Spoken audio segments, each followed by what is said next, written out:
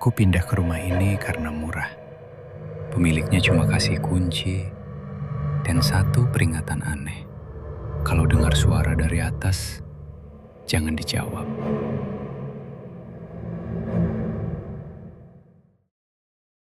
Aku pindah ke rumah ini tanpa banyak pertimbangan.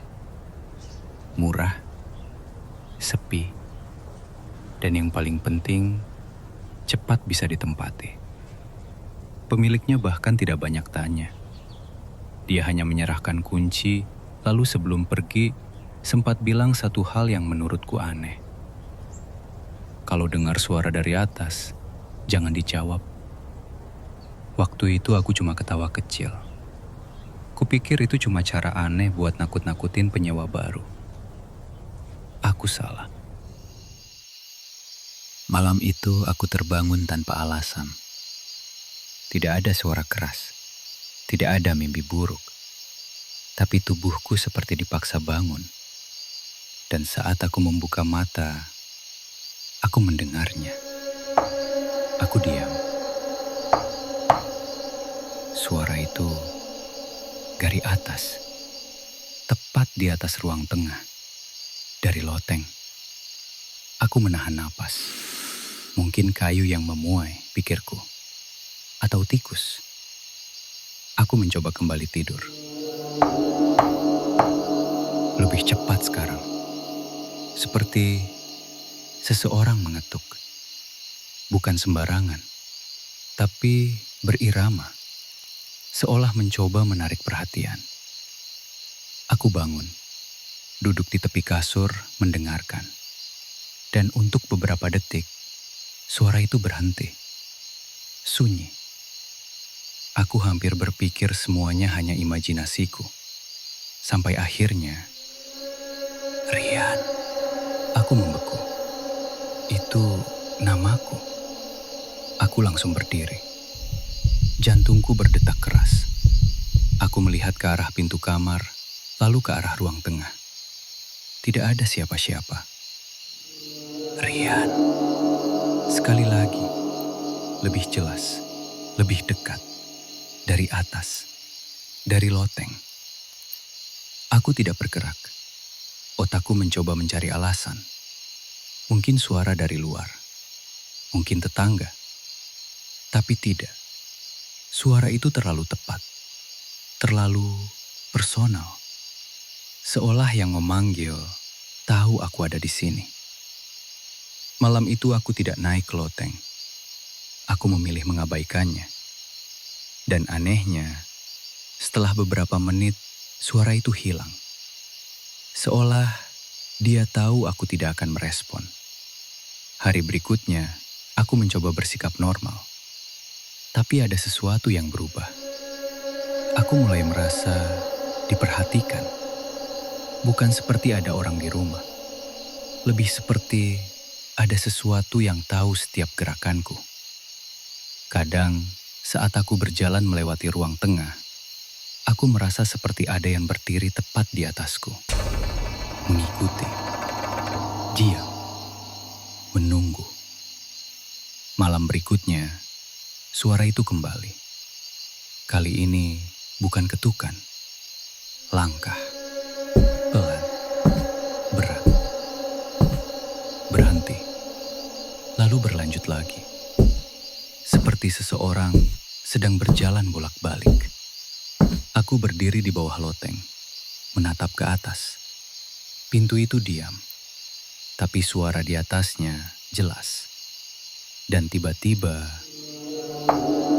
satu ketukan, tepat di atas kepalaku. Seolah dia tahu aku berdiri di situ. Rian. Aku menelan ludah. Tanganku gemetar, dan tanpa sadar, aku menjawab. Iya? Hening.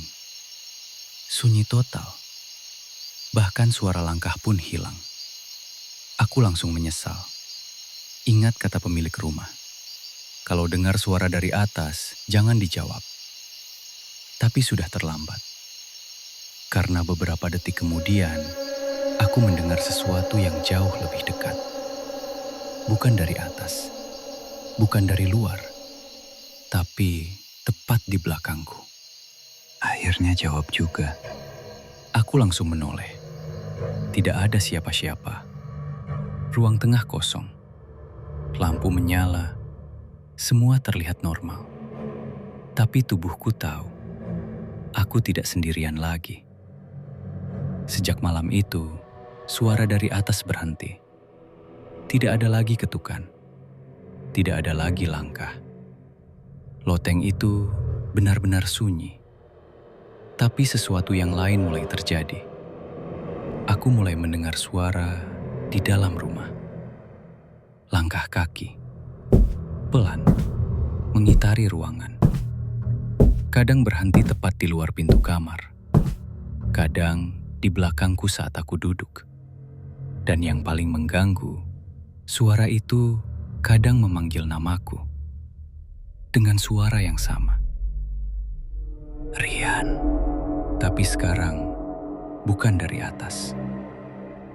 Beberapa hari kemudian, aku akhirnya memberanikan diri. Aku berdiri di bawah loteng. Tanganku memegang pegangan pintu. Aku ingin memastikan, apakah memang ada sesuatu di atas sana atau tidak. Aku tarik. Pintu terbuka. Aku naik. Pelan. Dan saat aku sampai di atas, aku berhenti. Loteng itu kosong. Tidak ada furniture. Tidak ada jejak. Hanya debu yang tebal. Kecuali satu hal. Di lantai, tepat di tengah, ada bekas goresan. Seperti tulisan. Aku bersihkan debunya. Dan jantungku langsung jatuh. Di situ tertulis, "Terima kasih sudah menjawab." Tanganku gemetar. Aku mundur. Dan saat itu juga, aku menyadari sesuatu. Debu di lantai tidak hanya terganggu di area tulisan. Ada jejak lain. Jejak kaki yang baru. Mengarah ke tangga. Mengarah ke bawah. Perlahan, aku menoleh ke arah lubang tangga. Kosong. Tapi dari bawah, aku mendengar sesuatu. Langkah kaki. Pelan. Berjalan menjauh. Di dalam rumahku sendiri. Aku tidak turun saat itu. Aku tetap di loteng. Diam.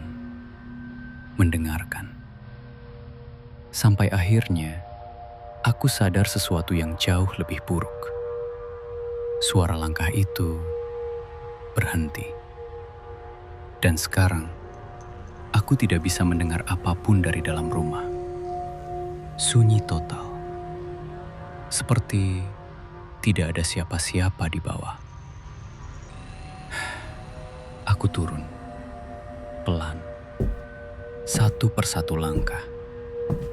Dan saat aku sampai di ruang tengah, aku melihat pintu rumah terbuka. Sedikit. Seperti ada yang baru saja keluar. Atau masuk. Sejak hari itu, aku tidak pernah lagi mendengar suara dari loteng. Tidak ada ketukan. Tidak ada panggilan. Loteng itu benar-benar kosong sekarang. Tapi setiap malam, aku mulai mendengar sesuatu yang lain. Dari dalam rumah. Langkah kaki. Pelan. Mengitari ruangan. Kadang berhenti di depan pintu kamarku. Kadang tepat di belakangku saat aku berdiri di cermin. Dan sesekali, aku mendengar suara itu berbisik. Rian. Sekarang aku mengerti. Sesuatu itu tidak pernah benar-benar tinggal di loteng. Dia hanya menunggu di sana. sampai ada yang cukup bodoh untuk menjawab. Dan saat itu terjadi, dia tidak lagi di atas. Dia sudah di dalam rumah bersamaku. Dan yang paling mengganggu, kadang aku merasa suara itu tidak memanggil aku lagi, tapi meniruku. Seperti sedang belajar menjadi aku. Karena tadi pagi, aku mendengar sesuatu dari ruang tengah. Suaraku sendiri memanggil Rian. Jika suatu saat kamu merasa tidak sendirian, mungkin memang benar begitu. Dan ingat, jangan teriak.